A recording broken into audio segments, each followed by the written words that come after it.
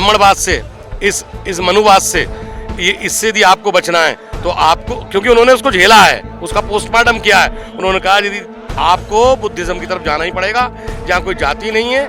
वो तो इतने हजारों सालों तक उसको न शिक्षा मिली न कुछ मिला, तो वो तो अज्ञान है, अज्ञान के उसमें अभी। बुद्ध ने कहा है अत्यधिक हम स्वामी है जाति के, हम जाति को छोड़ने नहीं चाहते। जिस दिन हम जाति को छोड़ देते, हिंदू धर्म को छोड़ देंगे, जाति स्वयं खत्म हो जाएगी। चयन ही जाति है उससे। आप राष्ट्रपति बनोगे तो जाति से बनोगे, आप राष्ट्रपति बनोगे तो जाति से बनोगे, आप प्रधानमंत्री बनोगे तो जाति से बनोगे। अब बनाने वाले कौन है? ब्राह्मण। और अम्बेडकरवादी सारे मिलकर के एक अम्बेडकरवादी को प्रधानमंत्री बनाकर देख ले, क्योंकि जब जातिवादी लोग सत्ता में बैठेंगे तब तक जातिवाद नीचे तक और गहराई तक मजबूत होगा। कोई भी अगर जाति के आधार पर जातिगत उत्पीड़न करे तो उसे राष्ट्रद्रोह में शामिल किया जाए, राष्ट्रद्रोह माना जाए। दिल्ली के जंतर मंतर पर आज पूरा बहुजन समाज एकजुट हुआ है और मैं आपको तस्वीरें दिखाऊंगा, तमाम जो मुख्य अतिथि हैं उनसे बात करवाऊंगा। राजस्थान में जिस तरह से मासूम बच्चे की हत्या हुई है उसके खिलाफ देश भर में गुस्सा है और लोग जातिवाद के खिलाफ अंतिम लड़ाई लड़ रहे हैं और वो कह रहे हैं कि करो या मरो है।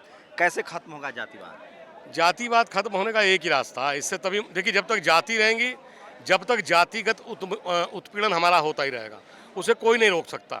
बाबा साहब ने रास्ता दिया है कि यदि आपको इस ब्राह्मणवाद से, इस मनुवाद से, इससे यदि आपको बचना है तो आपको, क्योंकि उन्होंने उसको झेला है, उसका पोस्टमार्टम किया है, उन्होंने कहा यदि आपको बुद्धिज्म की तरफ जाना ही पड़ेगा जहाँ कोई जाति नहीं है, जहाँ समता है, समानता है, भाईचारा है, करुणा है, प्रेम है, न्याय है, तो हमको उस रास्ते पे जाना पड़ेगा। क्योंकि ये हमारे पूर्वजों की सांस्कृतिक विरासत है, ये हमारे पूर्वजों की सांस्कृतिक विरासत है। आप आईएएस हो जाइए, कलेक्टर हो जाइए, राष्ट्रपति हो जाइए, सांसद हो जाइए, जाति आपका पीछा नहीं छोड़ती है। कैसे बचेंगे जातिवाद से? जातिवाद का एक ही तरीका है जी, जो हमारे को समझ में आता है। जब ये हिंदू धर्म नहीं था, इवन मुस्लिम भी नहीं थे, सिख भी नहीं थे, और हिंदू भारत में स्पेशली, भारत में उस समय भी बौद्ध धर्म था। बौद्ध धर्म एक ऐसा धर्म है जिसमें ना कोई जाति है, ना ऊंच नीच है, समानता है, भाईचारा है, बंधुत्व है। तो हमारे तो मिशन जय भीम ने एक उद्देश्य के साथ काम कर रहे हैं। संविधान में कानून है, हत्या का सजा मिलना है, लेकिन जातिवादी लोग बचा रहे हैं। आज एसपीडीएम जो है वो ताली पीट रहा था, वहाँ तस्वीरें दिखा रहा था मैं आपको। काफ़ी संख्या में लोग हैं, सोशल मीडिया है, टीवी अखबार गायब है। मैं लगातार तमाम लोगों से बात करूँगा, युवा हैं जो स्कूल कॉलेज जा रहे हैं। बड़ी बैठक हुई है, बड़ा संगठन था, बड़ी रैली हुई है। मैं तमाम लोगों से बातचीत करने की कोशिश करूँगा कि कैसे वो सोचते हैं। ये तस्वीरें देखिए, कैसे खत्म होगा सर जातिवाद? जातिवाद तो कभी खत्म ही नहीं होगा। जो सवर्ण है वो अपने जो अधिकार मिले हैं, विशेषाधिकार मिले हैं, उनको क्यों छोड़ेगा वो? तो जो पीड़ित है वो क्यों नहीं जातिवाद छोड़ रहा है? वो क्यों नहीं जाति के बंधन से निकलना चाहता है? वो तो इतने हजारों सालों तक उसको न शिक्षा मिली न कुछ मिला, तो वो तो अज्ञान है, अज्ञान के उसमें अभी। तो जब उसको ज्ञान मिलेगा कि इसी धर्म की वजह से, इसी संस्कारों की वजह से हमारा शोषण हो रहा है, उत्पीड़न हो रहा है, इसी जातिवाद की वजह से, तो वो जातियों को छोड़ेगा। जो बाबा साहब ने रास्ता दिखाया है, जो उनको पढ़ेगा, उनको जानेगा, तो वो छोड़ेगा। सोचिए, वो बच्चा मासूम था, लेकिन आप राष्ट्रपति बन जाइए, आप प्रधानमंत्री बन जाइए, आप सांसद बन जाइए, एमपी बन जाइए, आप एसपीडीएम कलेक्टर बन जाइए। आप सीने पर हाथ रख के कहिए, अगर आप SC ST OBC हैं, आप सूत्र हैं, अछूत है धर्म के हिसाब से, संविधान के हिसाब से आप SC ST OBC हैं, तो भी आपका जाति पीछा नहीं छोड़ती है। वो तो मासूम बच्चा था, गरीब बच्चा था। जाति का शिकार सिर्फ गरीब नहीं है, collector, SP, DM, CM, MP है, क्योंकि जाति कभी जाति नहीं है और जाति एक धर्म विशेष से आया है। तो तमाम लोगों से बात कर रहे हैं। किताब देनी है आपको। क्या किताब है बताइए? ये कहीं हम भूल ना जाएं, बहुजन हमारे जो महापुरुष हैं उनके संबंध में जानकारी इनको दी गई है। ये पढ़ने से क्या फायदा हो? पढ़ने से हमको ये जानकारी मिलेगी हमारे बहुजन महापुरुष कब कब पैदा हुए, कब कब उनका परिनिर्वाण। जातिवाद का भेदभाव खत्म होगा? जातिवाद का भेदभाव 85% जो है वो अगर 5% बटे रहेंगे तो कभी नहीं हो सकता। सोचिए, जातिवाद का असर यह है कि नेशनल दस्तक जो आप देख रहे हैं उसको धर्म विरोधी, और बहुत मैं बार बार कह रहा हूँ, मैं उस धर्म का विरोधी हूँ जो मुझे नीच कहता है। मैं पेरियार को मानने वाला हूँ, मैं फूले अम्बेडकर को मानने वाला हूँ, मैं बुद्ध को मानने वाला हूँ। जिस धर्म को बाबा साहब ने अपनाया है मैं उसको मानने वाला हूँ, जिसमें बराबरी है। तो आप पत्रकार हो जाइए तो अभी आपके साथ भेदभाव होगा। जाति पीछा छोड़ती ही नहीं है। हाँ, खींच लीजिएगा, रुकिए ना। कैसे खत्म होगा धर्म जाति? जातिवाद तो भैया ऐसा है कि सब कोई संगठन इकट्ठा होना पड़ेगा और जब ही जातिवाद खत्म हो सकता है। एक दूसरे के नीचता की बात ना करें, सब बराबर का मान का चले, जब ही जातिवाद एसपीडीएम बनने से खत्म हो जाएगा जातिवाद? नहीं होने का। नहीं हो जाएगा ना, हाँ? पढ़ाई लिखाई से है? हाँ, जातिवाद खत्म होता। बाबा साहब ने कहा था, बुद्ध ने कहा है अत्यधिक भव हम अब स्वामी है जाति के। हम जाति को छोड़ना नहीं चाहते। जिस दिन हम जाति को छोड़ देते, हिंदू धर्म को छोड़ देंगे, जाति स्वयं खत्म हो जाएगी। कलेक्टर डीएम बनने से खत्म हो जाएगी? होगी। राष्ट्रपति बनने से नहीं होगी।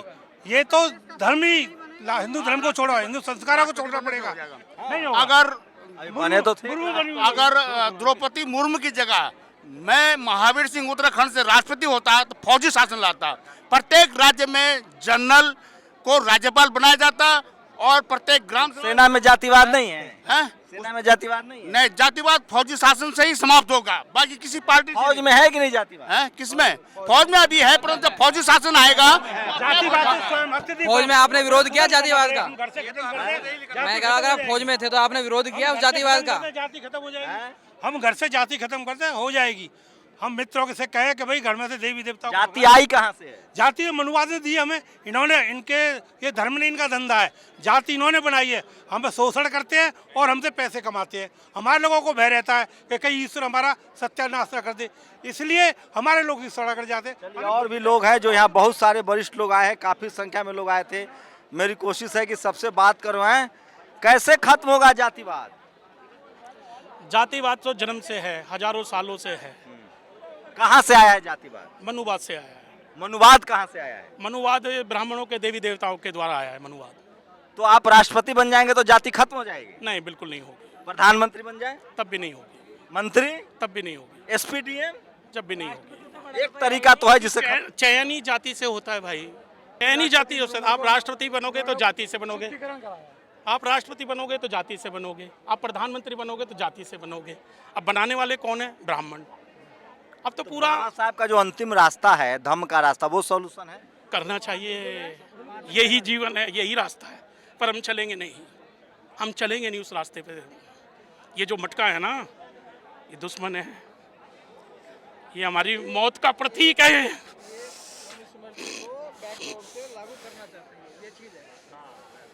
इस मटके ने बाबा साहब को भी रुलाया है। इस मटके ने प्यास नहीं बुझाई किसी की। यह मटका हमारी मृत्यु का कारण बनता है। घोड़ी पे मटका या जातिवाद? जातिवाद ही मटका बन गया। अब तो पानी पीना गुनाह है, और राजस्थान तो अब सर्वोपरि हो गया है जातिवाद में। लेकिन सरकार, कांग्रेस हो, बीजेपी हो, ममता हो, नवीन हो, सब कहते हैं हिंदू राष्ट्र है। पर तो ब्राह्मण बैठा है ना, वो कैसे आपका भला करेगा? शंभू भाई सुनिए सुनिए भैया, देख मिनट आप हाँ, ऊपर जो मनुवाद जो बैठ गया है, स्वर्ण जाति के लोग बैठे हैं, ये तो आपको पसंद ही नहीं करते भाई। कैसे इनके दिलो दिमाग में कीड़ा है। क्यों नहीं पसंद करते हैं? जाति की वजह से ना। अब इस जाति का तो अंत मैं समझता हूँ धर्म परिवर्तन ही है भाई। बाबा साहब के बताए रास्ते पर चलो और धर्म का जीवन जियो। वहाँ ना मटके का पानी पियो, स्वतंत्रता है वहाँ हर चीज़ की, अपने विचारों की, अपनी पूजा पद्धति की, अपना जीवन जैसे जीना जिए। सवाल तो है, आप राष्ट्रपति बन जाइए, एमपी बन जाइए, एमएलए बन जाइए, कलेक्टर डीएम बन जाइए, जाति खत्म ही नहीं होती है। इसका मतलब जाति कहीं और से आई है। जाति दरअसल इस देश में एक धर्म विशेष से आई है, और जब तक आप उस धर्म विशेष में रहेंगे जाति खत्म नहीं होगा। जाति जब तक हम मूर्ति पूजा ना छोड़ें, मंदिर जाना, जिस दिन आपने हमने मंदिर जाना छोड़ दिया, जाति अपने आप खत्म हो जाएगी। आप जाओ ही मत। दूसरी, आप सिलेक्शन कहीं भी देख लो, जाति एक सबसे कलंकित हमारे ऊपर लगा रखा, सब पे है। आप कोई सिलेक्शन होता है तो मिश्रा, पांडे, सारे आपको जाने हाई पोस्ट में सब वही मिलेंगे। कोई उनकी इंक्वायरी नहीं होती, कोई उनका, क्योंकि संविधान को सोचिए, जो लोग कहते हैं, मानवर साहब ने कहा है कि धर्म, तुम तभी तक हिंदू हो जब तक तुमसे वोट लेना है, मुसलमानों पर हमला करवाना है। जब तुम अपने अधिकार की बात करोगे, यहाँ तक कि पानी पीने जाओगे, तो तुमसे तुम्हारी जाति पूछी जाएगी। हैं? जी बिल्कुल, आपकी बात से मैं पूर्णतः सहमत हूँ। आप तो एक हमारे लोकप्रिय पत्रकार भी हैं, आवाज़ भी हैं दलित समाज की। ये जाति जाति नहीं है, ये जाति जाति नहीं है, दुर्भाग्य इस देश का है। ये देश धर्म परिवर्तन विदा कर देगा जाति को।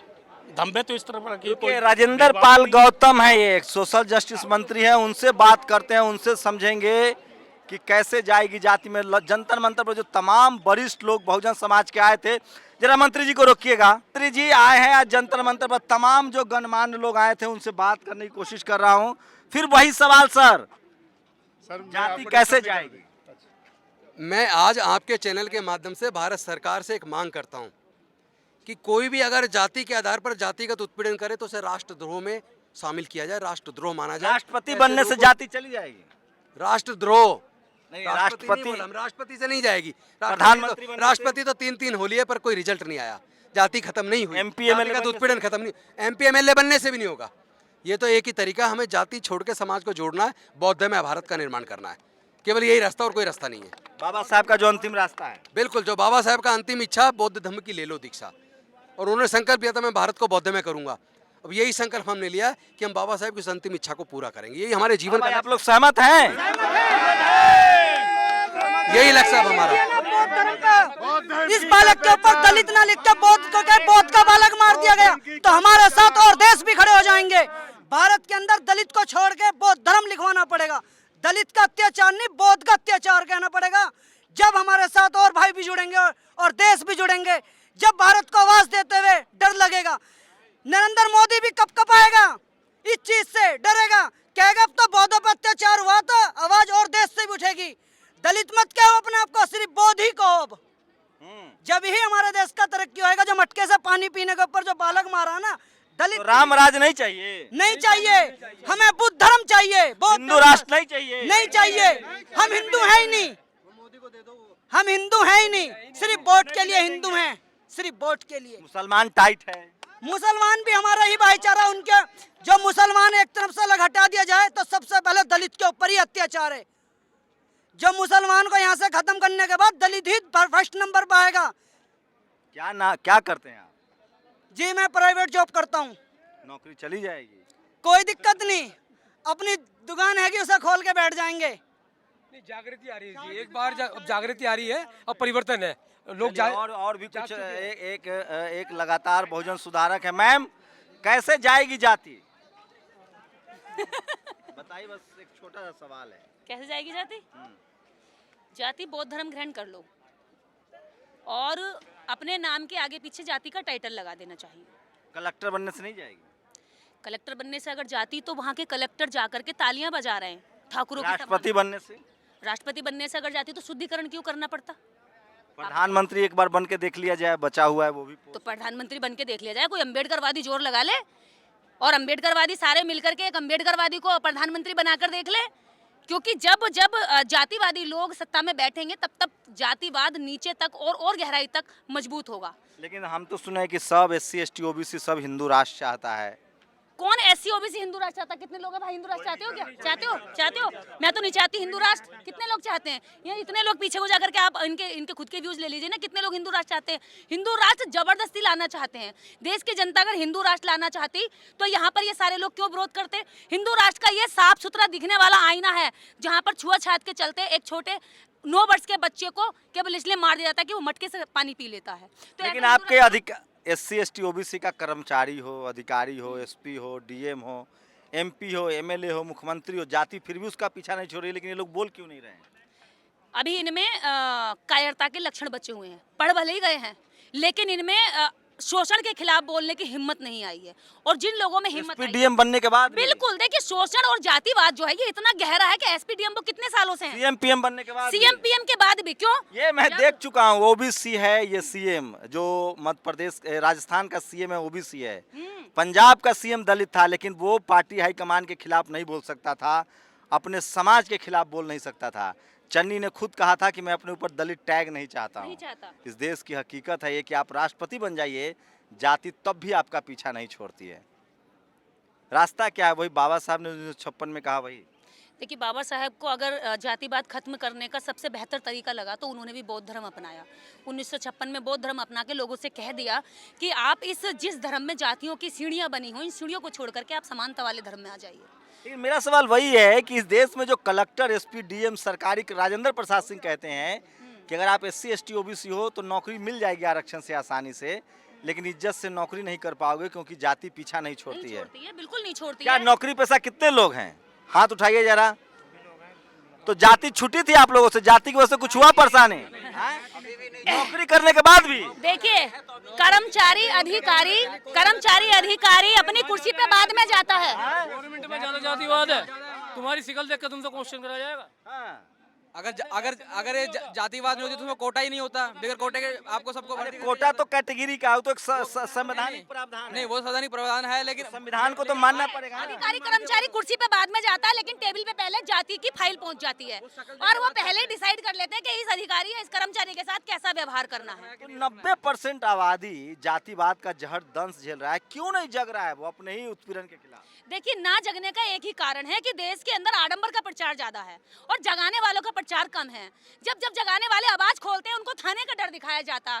जब जब हम जैसे इन जैसे बहुत सारे जब मुंह खोलते जगाने की कोशिश करते हैं लोगों को, तो उनको भावना आहत गैंग इकट्ठी होकर के उनको थाने, कोर्ट, कचहरी और जेल जाने का उनको खतरा कर देते हैं। उनको धमकियां दी जाती हैं कि आपके बच्चों को स्कूल से लौट के अगर नहीं आएंगे तो आप क्या करेंगी बहन जी। इस तरह की धमकियां दी जाती हैं। हम लाखों करोड़ों लोगों को डेली जगा सकते हैं, लेकिन हमें लोगों तक नहीं जाने दिया जाता। जब हम लोगों में जाकर के बात करते हैं तो हमें पीछे से पुलिस अरेस्ट कर लेती है।